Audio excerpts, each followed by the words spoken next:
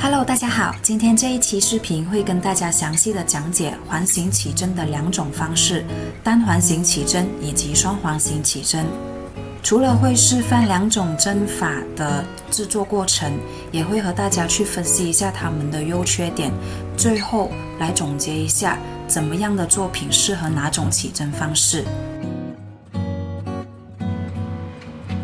我们先来示范单环形起针是怎样的。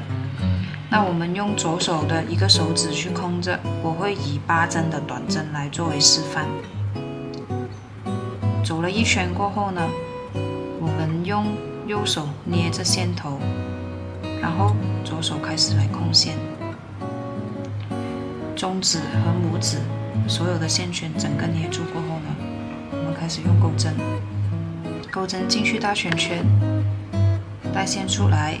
短针我们需要做一个起立针而已 ，OK。完成后，我们开始做第一个短针，钩针进去，带出来，钩针上有2个圈圈，绕线，一次性通过。OK， 这个时候其实我们就是已经完成了第一针。我们需要用到记号扣来做一个标记，这也是我们第一针。进的位置，大家需要认真看一下。OK， 我们开始来第二针，钩针进去，带线出来，绕线，一次性脱钩。第二个，再来进去，出来，绕线脱钩，完成第3个，进去，出来，带线脱钩，完成第4个。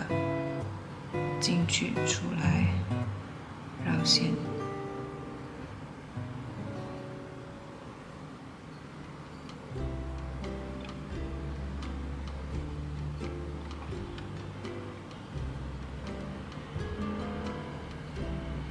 OK， 现在我们就已经在这个线圈上面了，钩织完8个短针。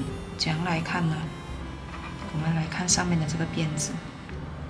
记号扣的这个是第1个、第2、第3、第4、第5、第6、第7、第8，这里已经完成8个。然后呢，我们开始把这一整个线圈缩小。这个时候我们就来拉小这个线头，整个线圈缩小，拉紧就可以了。这个时候呢，我们要让最后一针跟第一针这一边完全封闭闭环。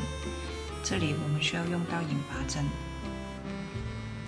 钩针进去第1个记号扣的位置带出来，然后再拖过去。要收小这个线圈，两边都控制力度，往上拉。OK， 这种呢我们叫做单环形起针。OK， 现在来示范双环形起针，还是一样用到左手的手指，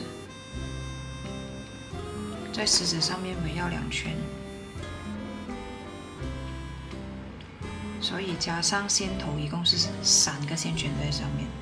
那我们用我们的右手捏这3个线圈带出来过后呢，左手开始控线，还是一样，中指和拇指一起捏住3根线，一起捏住第1、第2、第3。那我们开始在里面钩织一样18个短针，钩针带线出来，先做起立针，之后我们开始正式钩8个短针进去。出来，这是我们的第1个短针。我们在这边加上我们的记号扣。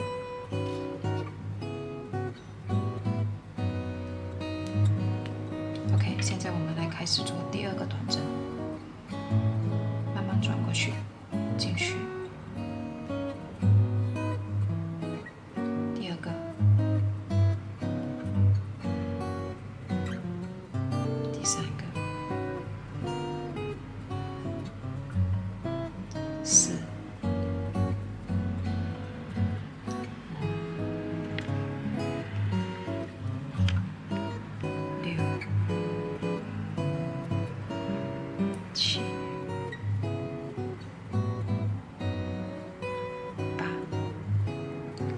现在我们已经完成了8个短针，1、2、3、4、5、6、7、8。那现在我们来开始收紧一整个线圈，和我们刚刚蛋黄一样，只是这边呢有2根线，还是一样，先拔动线头，看一下这2根线谁先缩小。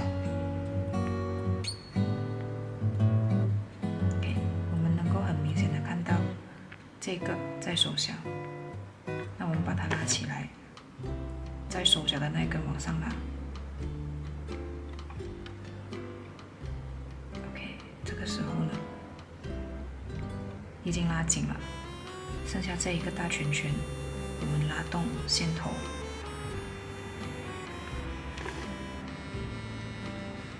这个时候呢，我们就已经收小了整个线头了。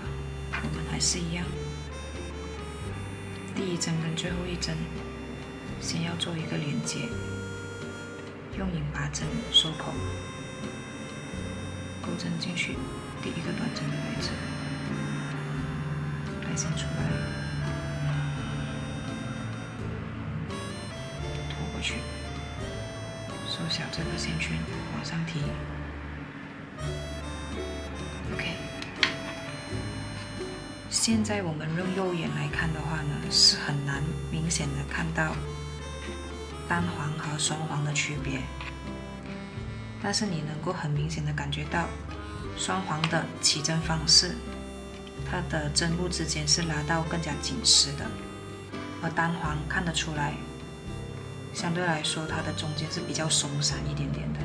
我还是一样用单黄和双黄去示范钩到第3行。规律加针，它的效果之间是会有什么不一样？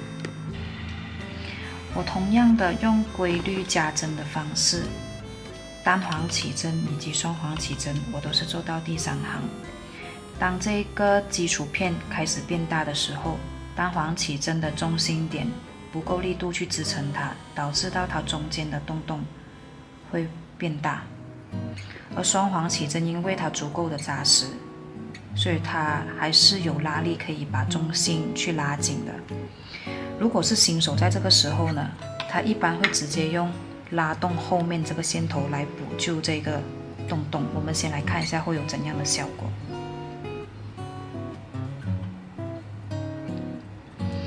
它是可以短暂性的把这一个洞补救到，但是它会有另外的一个影响。假设说我们现在是在做这个小蜜蜂的，你越拉越紧，它会导致中间的前4圈的织片凸起来，或者是不规整。所以单黄起针我们一般是不适合用在起针数少于6针的前提下去使用的。只要我们是起针数大过6针，我们都建议是用双黄起针去钩织。那么这2个之间又有什么样的一个好处和坏处呢？单黄起针虽然来讲它是更简单，但是它的基础的拉力更薄弱一些，所以导致中心容易有空洞。而双黄起针它的难度大，但是因为它的拉力足够，会让我们的中心织片更加的牢固，看起来更漂亮整体。以这个焦绿鸭为例，因为主体它的起针数是6针，所以我在这边是用双黄型起针。而鸭鸭的脚，它的起针数是4针，小于6针的话，我是用单黄型起针的。其实并非说单黄型起针它一定是不好，我们以杯垫来作为一个示范。有时候呢，杯垫我们要出那种镂空的感觉，所以有时候我也会使用单黄型起针来配合整体的效果。好像这种没有太多的镂空的杯垫呢，我还是会选择双黄型起针，让它整体的效果看起来更加美观。所以这个也是可以因作品而定的。环形起针我们也是会根据不同的线材而定的，好像这一种是最普通常见到的牛奶棉线，这种是布条线，这种是绒线，线材之间的特质也不一样。布条线的话呢，因为它比较粗，本身它的摩擦力也比较大，所以单环形起针也是适用的。而绒线的话，因为它的针目比较容易会被绒毛之间去覆盖，而且它的线会比这个布条线要更粗一些，所以它也是适合单环形起针的。只有牛奶棉线，因为针目比较明显，而且线体本身比较细，所以需要更大的支撑力，它适合用双环形起针去钩织。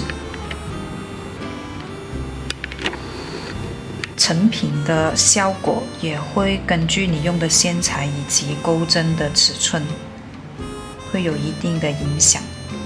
一般来说，每一捆毛线上面，它的标签上都会有一个建议使用的钩针尺寸，但可能大家都不会很认真的去看到。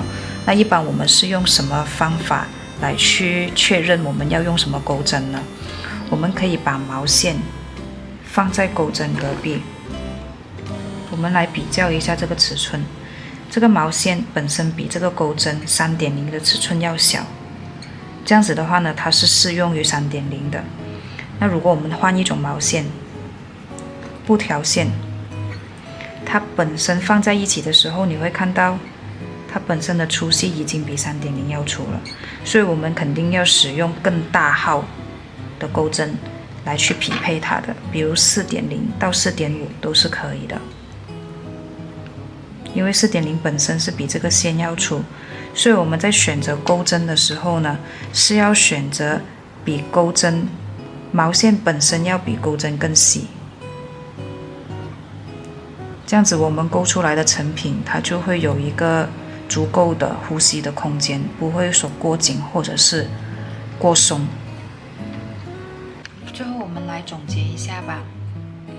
假如说我们是用牛奶棉线去钩织娃娃比较多的话，